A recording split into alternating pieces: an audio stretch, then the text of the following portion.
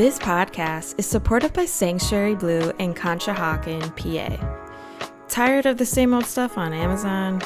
Check out Sanctuary Blu in Conshohocken, PA. Whether you're looking for a stylish outfit for your next girl's night out or handmade unique items, Sanctuary Blu has something special for you. Stop in at 322 Fayette Street in Conshohocken, PA. The person I worked for approached me and they were kind of beating around the bush and it was just completely going over my head. I want you to leave because my partner and I want to have sex and we want to have loud sex.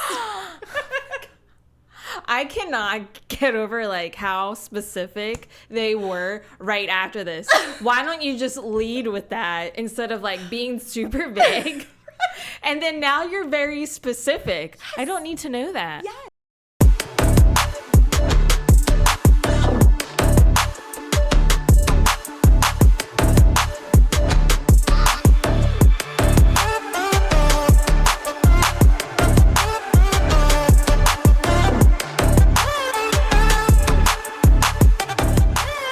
Welcome to the Big Dane Podcast. I'm your host, Dana Warnock, and in this podcast, find the connection in the weird experiences that we all share. Listen to new episodes on Tuesdays wherever you get your podcasts. Hey friends, let's get weird. In this week's episode, I'm chatting with Natalie Bar from Sanctuary Blu in Conshohocken. Stick around to listen and find out why she had to leave her employer's house when she worked there as an assistant. Welcome, Natalie. Hello. Thank you for having me. Absolutely. I'm glad to have you on. Me too. I'm glad to be here. So before we get into the episode, just tell the listeners a little bit about yourself, who you are, where you're from. My name's Natalie, and I have a 13-year-old son. I own Sanctuary Blu in Conshohocken on Fayette Street, and I don't know what else about me. That really defines my life. Right. Nailed it. Yeah, right? Sweet. All right, let's get right into it. Let's take it from the top of what has gone on in some of these weird job experiences that you've had over, however many years? Yeah, where should I start? Let's see. So 14, I started as a ski instructor, and it was I grew up in the Catskill Mountains, so there was these very all-inclusive kind of resorts there, and I on off seasons started trying other jobs within the hotel. It was a couple of minutes up the street from me. And I worked as a server at my first night, and it was kind of a communal dining room. Okay. If you went with a group of people, you could request to be at the table with that group. Otherwise, if it was just a few of you, you would kind of be seated at a table with other people, and you'd be with them for the duration of your stay. So you kind of got to know them. And I was on my very first night, my very first shift as a server. Probably shouldn't have been serving alcohol. I don't know. I think you have to be 18 to do that. I think so too. Yeah, but I was so not 18. Yeah. I wasn't even close. 18 when I left for college. So yeah. And I was nervous, as most people are. Sure. As a kid and at your job. And I went with one of those big trays. Can I say bad words? Yeah. Here? Okay. Let's hear it. Big ass trays. But yeah, it was huge. And I remember being terrified because there were a few martini glasses on there. And they were all drinks at that point. No one had ordered food yet. And I went in and I'm taking these tiny little steps, inch by inch, just have to make it to the table. It was far-ish.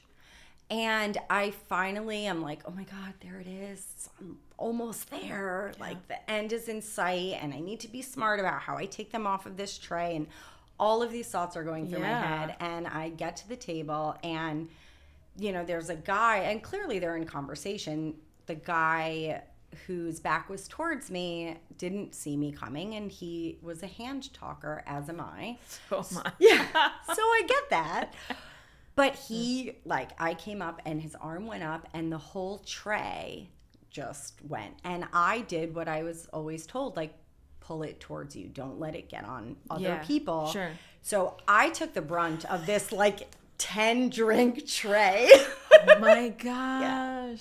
And it was just all over me. And, you know, that initial shock, but also, like, embarrassment. And I was like, I just failed. This is my first time doing this. Oh my God.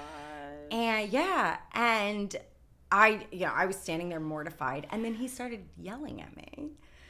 Yeah. And so everyone at the table, there was like very clear division. Some people were looking at me like I did something wrong, and then there was like this other half of the table that was like, no, like she was just doing her job, and this accident happened. So when somebody in that party, I found out later that they were actually all there together. There was a group that had traveled there together, probably like 5 different couples. Okay. And so a large group. Yeah, absolutely. Yeah. And, you know, traveling in large groups is difficult as it is. You know, who knows how close they were before. So I'm sure there was prior tension there. And then this happened, and I think it just set one of the other guys off at the table, the way that he was treating me and the situation. And so he stood up and started, you know, or he said his piece, and then they both stood up and started like yelling at one another. And then he was like, oh, you want to fight? I'll punch you in the face. And I was like, oh my God. And I'm just standing there dripping wet with like all these drinks, like, oh my God, I'm gonna get fired. Like, this is it. This ended before it even started. Yeah. I never lost my job because there were other people that saw it all play out, thank goodness. But yeah, and you know, security or whoever, I don't even think it was security who had security in a dining room. People who worked there came and they like separated them. And yeah, and nothing happened, and I didn't lose my job, except like I was probably 14, 15 years old. I was mortified. Yeah. So I don't even know how I got into hotel restaurant management after that. But there was definitely a lull from like that age until college where I was like, okay, I'm ready to do this again. Yeah. So what time of the day was this? Like, was it later? Dinner time. It was dinner time. Yeah. Okay. Yeah. So it would make sense that like it's probably more likely like when people are ordering drinks. Because I'm trying to picture like sure like brunch or whatever, but you know you have to think if you're traveling and they probably were drinking all day. Now that you say that, you know. Yeah. Because vacation, like they didn't have to travel. Like everything was on premise for them. That was kind of the, you know, the sell of that place was like you can do all of these things and not have to leave. Got it. So yeah, they were probably playing boozing away all day. Yeah, and then and I was just sober, like trying to make some money. My little penguin suit. Yeah. Oh my God, that's great. Did the guy apologize to you? No, the one guy apologized, you know, for his friend. He was like, I apologize, like immediately. I don't know if he said like on his behalf or like whatever. Yeah. He was like, I am so sorry. And like at some point, you know, he was like, you don't deserve this. So the one guy who was sticking up for me, but the other one was very adamant that like. That's awful. Yeah. But I feel like you said, it was probably one of those things where he was just wasted. Yeah. You know. Not able to take any accountability. How old were they, do you think, like at the time? Like in their...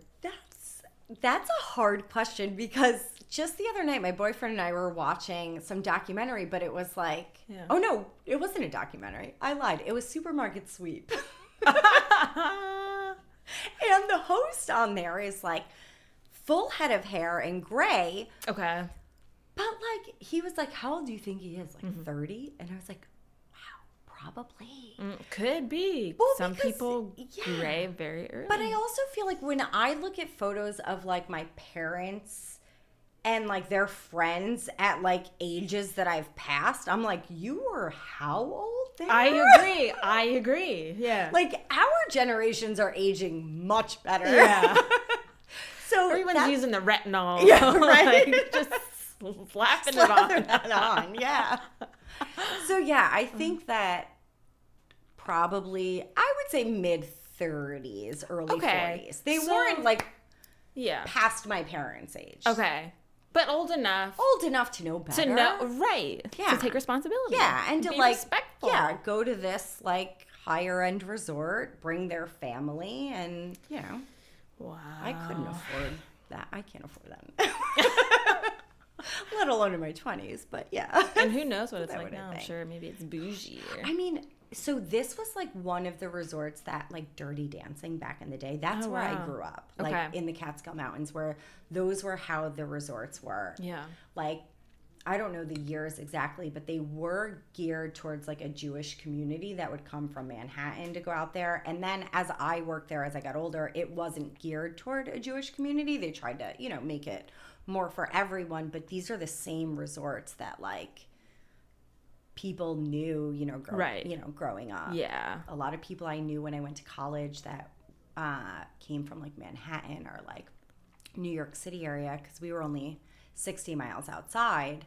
Like, I had a girl in my sorority in college, and she was like, my senior trip was to your hotel, and we took ski lessons. And my brother happened to be her instructor. Oh. But we didn't know. This was years later. Sure. Yeah. I was like, how was that for a senior trip? Because it was hell for us to work there. Yeah. But, I mean, you get out of the city, it was, you know, something to do. Yeah, mountains, something different. Nature. It was just as entertaining for us because we would have these city kids come in. And sometimes you would, like, if the weather started warming up, it would create this, like, slushy mud. And I don't know if you know about skiing, but when you hit mud in skis, it is a hard stop. Ooh. And so these kids would be like, after like a lesson, or they'd drop out of their lesson, they'd go up to the top of the hill. It was a small like hill in terms of like what I was used to. Okay. They'd go up to the top and come down, and I would just take my lunch break, and the chalet had these big windows, and you just sit there and eat and watch these kids like slam into windows or hit the mud and like fly out of their bindings. Oh, wow. And I was like, no joke. This is entertaining. They think they know what they're doing, or like wrap into the fence, because then they tried like fence it off to not get you in the mud, and then they just ski right into this orange fence and be all entangled. Yeah, no, I can picture that, like orange. Yeah. Like caution fence or whatever that is. Yeah. So how long did you stay at this job for? I was at that hotel on and off from 14 to like 21, 22. Oh, wow. But that one particular serving job I just did for that like season. Oh, okay. Yeah, I didn't make it past like I did that, and then I was like okay, I'm done. I'm not done. For me. And I've only ever quit 2 jobs with like no reason to quit, except for like, this is not for me. Wow. Not like I'm moving on to something better or whatever. Like, it was like, no. It's not for me. Yeah. Well, it's nice you were able to, you know, shift to somewhere else in that resort that they were so good. And it was a small town, so it was like I would get Natalie, I would get a lot of like, I gave a ski lesson, and because I was the only female, I would get a lot of the younger kids, and then their parents would be like, "Do you want to babysit later?" And I'm like, "Yeah, sure. I'll come back." And so I did like every part of that hotel. And I was offered a job in college when I had switched my degree to come back and be a manager for an amount of money that I have yet to see in my lifetime. So I don't know if that was a mistake. Yeah. But I was like, I can't. I have like a year and a half left of school. Sure. What am I going to do if I don't finish my degree? But my degree did nothing for me. But that's what life. What do you do? Yeah. You know. It happens. Yeah, for sure. Unfortunately. Yeah. What else comes to mind in some of these other job experiences beyond the resort hotel job that was a little odd? I worked for a New York State senator right out of college. The opportunity just kind of fell into my lap. My partner at the time was in school in a small town in the Finger Lakes. And so my, the job opportunities weren't abundant around there. And I was just out of school. I went for this job interview. I had my nose pierced. I remember I pulled my piercing out at the time. I was like, they're not gonna hire me with this thing. Right. And I got the job, and I was surprised, very surprised. And so I was a legislative liaison for a state senator for a while, and I had no idea what the fuck that was when I got hired. Yeah. Like, none. And I loved it. I loved almost every aspect of it. I mean, there's downsides to whatever, but it was very entertaining. You were basically like an operator for...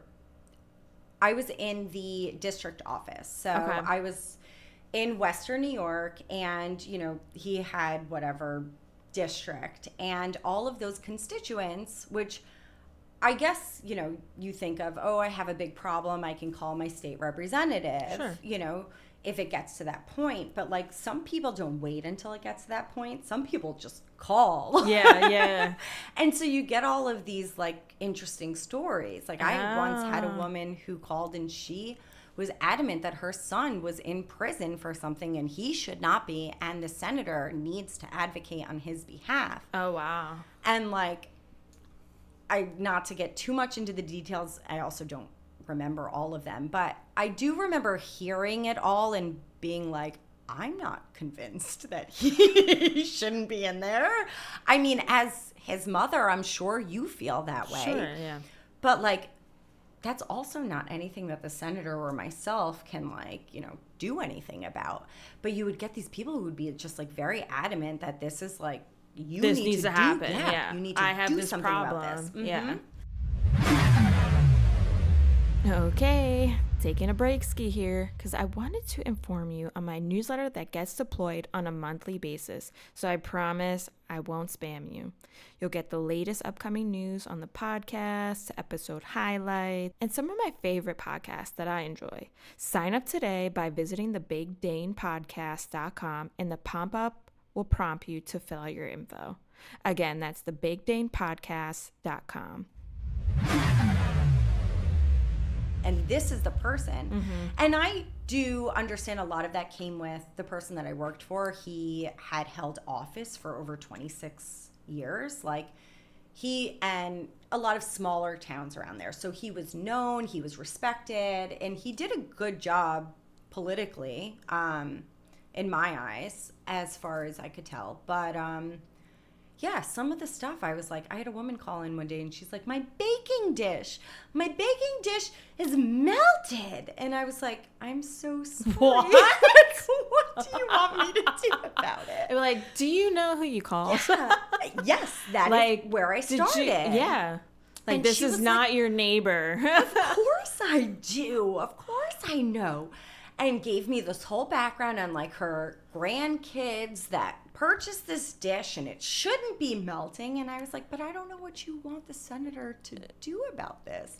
But she was adamant that he would know what to do. And, like, she wanted to talk to him. And I was like, he's not there. He's in Albany. But, like, B, that's not how that works. Do you realize what you're saying? Yeah. Like, the only thing I could think of, but still, why would you call? But what is he going to do? Reach out to the manufacturer and say... Well, which I asked her, the manufacturer, didn't get hurt, and she was did you? How do you think I can tell it's melted all over my oven? And I was like, what?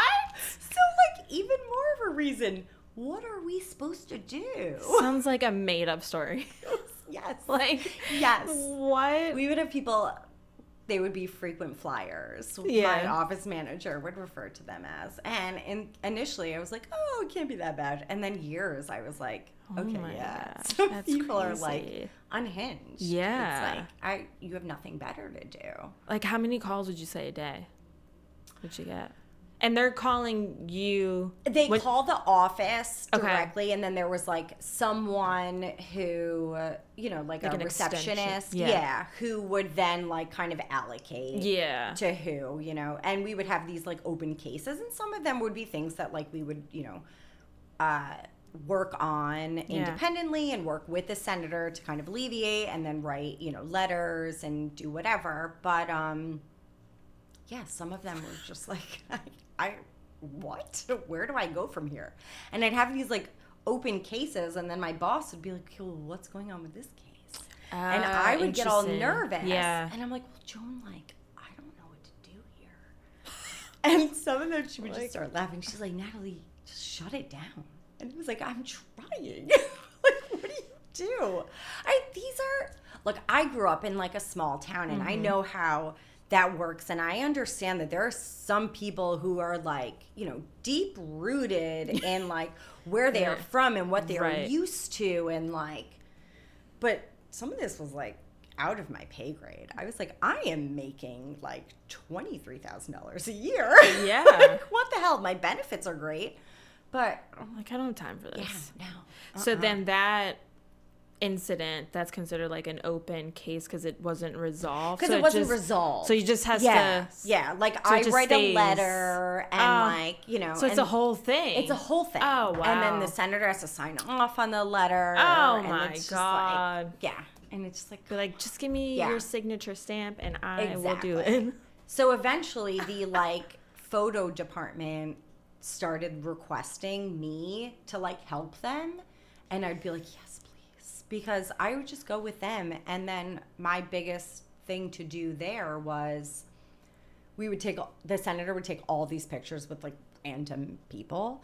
And then I would have to somehow identify these random ass people that like I've never met, I'll never meet again, I've never seen their face. Oh my gosh. But because everything is like a web and so like connected, you can find people. It's like, it's kind of like documentary-ish. Like, oh, this person's connected to this person. Oh, and ask this person because their son dated so-and-so years ago, so they might know. And I'm like, okay, that's not weird to you. It's like you need like a tree of like...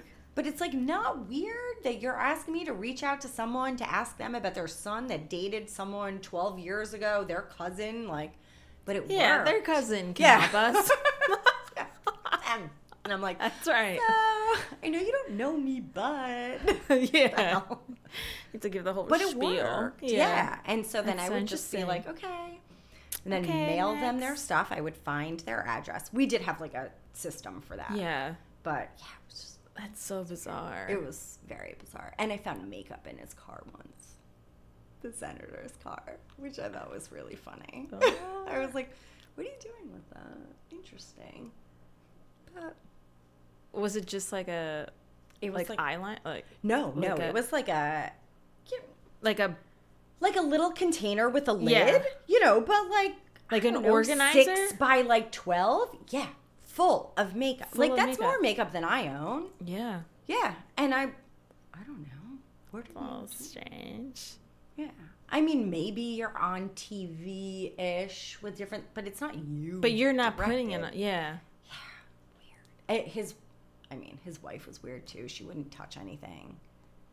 I think it was like an OCD thing. Yeah. Which is fine. People have their things, but it was strange. But to be fair, he did some really good things for that part. Well, but yeah, it doesn't come without its stories for sure. Yeah. I think I mentioned in the one thing, like, we went to one of his constituents' houses that we were very aware this man did not like the senator we were working for. And he had a lot of problems. He would call in a lot.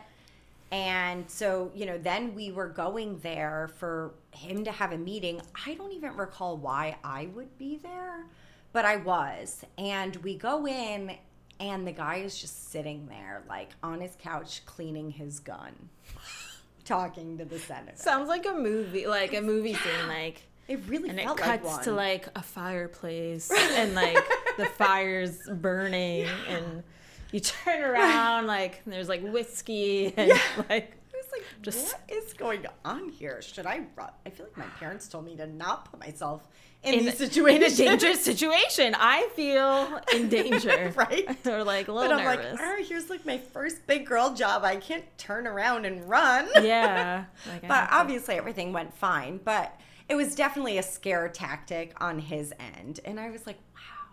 That's a lot. It was just you that went, or who else? No, there was the photographer.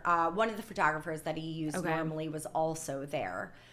But yeah, we must have been coming back from something else because it's not like he planned on having photos taken with this guy. I don't know why the heck we were there. Also, he didn't go alone to these things, rightfully so. But I don't think I would have been like the person he would have chosen, to come and have his back. Right. And he knew that you all were coming. Oh, absolutely. There was like a set meeting. It was a set meeting. Mm-hmm. So this guy knew. Yeah. He knew, and the senator was not late, so that was definitely planned. Yeah. Like, what are you doing? You could have cleaned your gun from this time to this time and this time to this time. All day exactly. to do this, and you chose to do this now. Exactly. So it was weird. How did he seem like after the meeting? The senator was so normal about it. Yeah. He seemed so very unfazed. I remember the photographer, Greg, I said something to him afterwards, and he was unfazed also to an extent. I mean, he knew that it was something, but it wasn't the first time he had been exposed to it, So it's kind of, maybe so a regular... he knew, oh, this is not okay, but, this is what people do in the country when they're mad about something and want to prove a point or scare you into something. I don't know. But, yeah, he was like, oh, that's just the start of it. And I was like, oh, Wonderful. Yeah. Wonder what's in store for us next time. Yeah. Yeah, honestly, it was very interesting. Yeah. It was one of those jobs where when things were busy, which I think is why I liked it. I liked the restaurant hotel scene because there was this chaos in it, but there wasn't this downtime when you have a lot of jobs where there's this downtime and you're constantly looking at the time and you're like, oh my gosh, only 12 minutes have passed. It's how is this possible? So when you're in this kind of chaotic environment, I was like, oh wow, I love that to an extent for my workplace.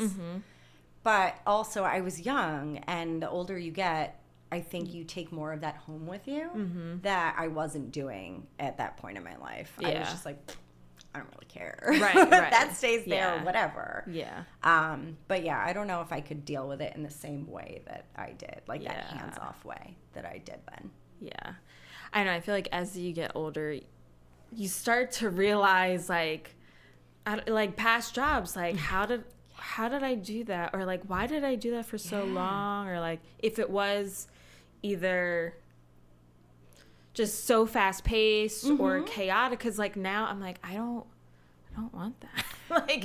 I cannot keep up. Yeah, absolutely. Or just tell me what I have to do and I will get it done. Yeah. We'll be good. Like a balance. Yeah. I don't need this extra. I don't know. Yeah. Let me get from point A to point B. I won't disappoint you. Love it. Nice. And I guess anything else that comes to mind, working for an employer at their house. So yes, I took a job as I went from politics, and then I worked as a lingerie stylist for a few years, cool. Which was so... Or not cool. Yeah, I mean, it was very cool. I have lots of stories from that, too. But just, the contrast, and then my resume was wait, what do you want to do with your life? I'm confused. Yeah. So I was given this opportunity, a singles mom, and my nights and weekends, which is why I didn't really pursue much with hotel restaurant management. Okay. Because my son was so young, you know, I graduated, 22, had him at 25. Okay. What am I going to do with my degree? Yeah. So I had been given an opportunity to take a job that would afford me to leave my marriage and have like a normal working schedule with my son, which was exactly what you needed. needed. Yeah. And it was, you know, a little different, but like, okay, I handled the senator's schedule. I can do different things. But it was, you know, a vague job description. Right. You know, kind of dependent on what the needs were at different times. And I knew that it wasn't, like, the longevity wasn't forever. But it was a good stepping stone to, like, where I needed or where I wanted to go and what I needed at that time with my son. And I would go to their house every day. Okay. And I was fairly routine and normal. Yeah. I would even like pick up my son and bring them. There were other kids there and this and that. To work. Yes. To work. Mm-hmm. Yeah. Like after school, you know, for the last couple of hours. And one day, you know, the person I worked for approached me and they were kind of beating around the bush and it was just completely going over my head. Like, so yeah. What is it that you want me to do? I was like, they were like, is there anything you need to do like outside of the office today? And the office was like their house. Yeah. And I was like, I mean, not that I can think of. And they were like, really? Like nothing? I was like, I mean, I'm sure if I thought hard enough, like I could think of something. And I don't know, the conversation went on for a couple minutes and then eventually they were like, okay, I want you to leave because my partner and I want to have sex and we want to have loud sex. I cannot get over like how specific they were right after this. Why don't you just lead with that instead of like being super vague? And then now you're very specific. Yes. I don't need to know that. Yes. I don't need to know that. And there were already like, you know, like I'm all up in this person's business and their house, right? And so there was a point where they had these built-in shelves and I helped them move into the space. And for whatever reason, my gut was like, don't look in those cabinets. And my gut is usually pretty on point. And so I was like, I'm not looking in those cabinets. I don't know what is in there, but I'm not going in there. Okay. Well, come to find out later, I mean, we had a decent relationship and we, you know, we were able to like talk about personal things. And so I believe that I disclosed to her that my gut told me not to mess with those cabinets. Yeah. And she was like, well, your gut told you right, that it was full of like sex toys. And Get out. Like, oh my God. Did she tell you that after you said that? Or Yeah. There was one time I went in and like one was on her nightstand. And I was like, oh, so does the cleaning lady like just clean around that? I don't, Does she clean the toys? And also, personally, I was like, I don't have that. What am I doing wrong? Like my house looks very different. Yeah. Like, should I? I don't know. That's so great. after we joked, I was sex-iled, she called it. I was like, oh no, totally. Then all of a sudden, all of these ideas as to like things I could be accomplishing outside of the house came into my mind. And I was like, yeah. So one of her kids had a watch that I needed to like go replace at like King of Prussia or something at the Swatch. So I remember like this was a couple hours later and I was like looking at my phone every like little bit and I was like, is she gonna tell me when to come back or like? So eventually after like 4 hours, I sent her a text and I was like, I don't know if like I should come back or what I should do, but like also if you're still having sex, I'm definitely doing something wrong. She got back to me right away. She was like, oh no, you're fine. She was like, you don't need to come back today. I'll see you tomorrow. Oh my God. That is insane. And I was like, okay, but back to the part, like, were you doing it for that long? Yeah, but like really, what was happening? Right? Like, do I need classes? What's going on? Oh my God. Yeah. So that was also very interesting. Wow. Yeah, I mean, I don't know. Well, whatever was in store, like, she had it planned out. Like, yeah, I mean, first, this is what's happening. Maybe they're role playing. Oh, yeah. Tons of role playing. Different scenarios. They had a that whole could take thing. a few hours, I guess. I don't know. That's like me at like 8 years old playing house with my friends. Oh my Like, God. okay. Well, thank you so much for coming on, Natalie. Thank you so much for having me. All your stories are hilarious. Thanks. Especially like such a variety of, Oh, yeah. things, like where you worked at and where you started, where you're at now, and all the things. But if people want to get in touch with you and say hello, how would they go about doing so? Email is the last way to get a hold of me. So social media is honestly best. Okay. Sanctuary Blu, Sanctuary_Blu, BLU. All right. I think that's right because I on remember seeing Instagram. it. Yeah. That's Cool. probably the best, fastest way. Perfect. Thank you. Great. This was so much Thank fun. you. I know. It was a great Yeah. time. Well, we'll catch everyone next week. Bye. You made it to the end of the episode. Congratulations. No, but truly, thank you so much for listening. And stay up to date with my podcast by going to my Facebook, Instagram, or TikTok accounts. Interested in being a guest on a future season or know someone that would be a great fit to be a guest? Go to my website, tap on Be a Guest, and fill out the form.